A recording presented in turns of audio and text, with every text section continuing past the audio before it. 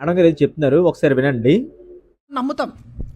Newton gravity కనిపెట్టాడు అని అంటే మన పిల్లలు దాన్ని బట్టి కొట్టి కొట్టి కొట్టి సంవత్సరంతో కొట్టి కొట్టి మళ్ళీ పేపర్లో కాపీ కొట్టి మరి రాసొస్తారు గ్రావిటేషన్ గురించి.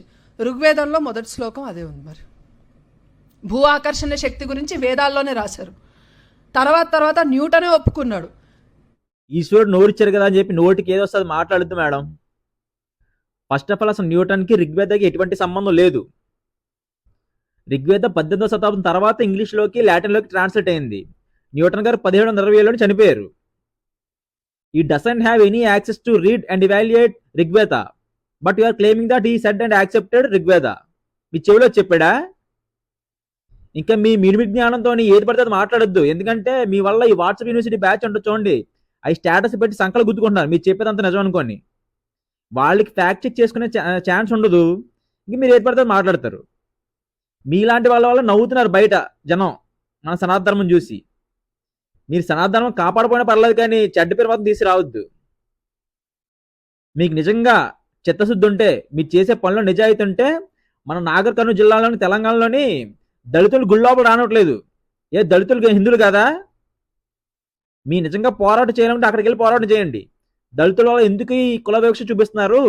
ముందు ఈ కులాన్ని నిర్మూలించండి. ఎంతసేపు కన్వర్ట్ అయిపోతున్నారు, ఎందుకు కన్వర్ట్ అవుతారు? ఎవరైనా సరదాకి కన్వర్ట్ అవుతారా? ఇక్కడ అణిచివేత వల్లే కదా వాళ్ళకి వేరే అవకాశం దొరికింది, అక్కడికి వెళ్తున్నారు.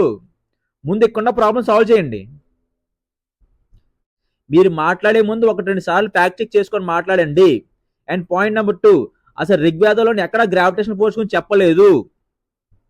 కేవలం ఋగ్వేదంలో ఏంటంటే భూమి ఏ సహాయం లేకుండా, ఏ సపోర్ట్ లేకుండా కేవలం నిలబడింది మాత్రం చెప్పారు. 5వ శతాబ్దంలో ఆర్యభట్ట గారు చెప్పారు భూమికి ఆకర్షణ శక్తి ఉందని చెప్పి. మీరు ఇష్టం వచ్చినట్టు పిల్లల్ని రాంగ్ డైరెక్షన్లో పంపుతారా? అండ్ ఇంకోటి, ఆవిడ ఈ స్పీచ్ ఏంటంటే స్కూల్లో ఇస్తున్నారు.